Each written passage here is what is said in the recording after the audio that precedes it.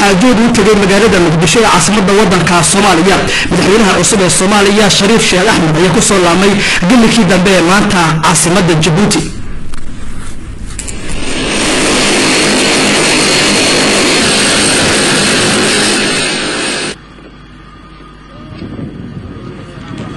halkaasi ku soo dhaweeyay Shariif Sheekh Axmed garoonka diyaaradaha ee caasimadda Djibouti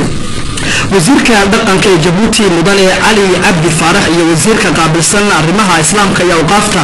Dr. Hamid Abdi Sultan waxa kale soo dhaweeyay u joogay gudoomiyaha golaha baarlamaanka ee Soomaaliya Sheekh Aadan Maxamed Nuur Aadan Madoobe iyo ku-xigeenka gudoomiyaha baarlamaanka Maxamed Umar Abdalha iyo Shariif Xasan Sheekh Aadan oo isagoo gudoomiyaha guddiga dhexe isbaysiga dib u xoreynta Soomaaliya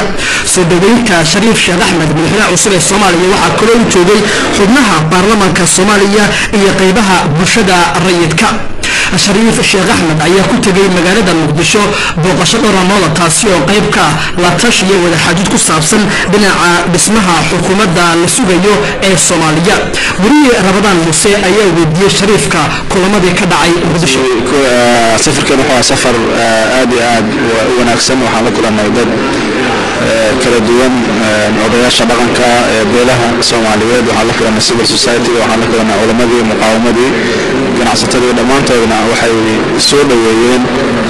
aragtida dawladda ee dalkeena lagu soo celiyo in mataqaana ummadda Soomaaliyeed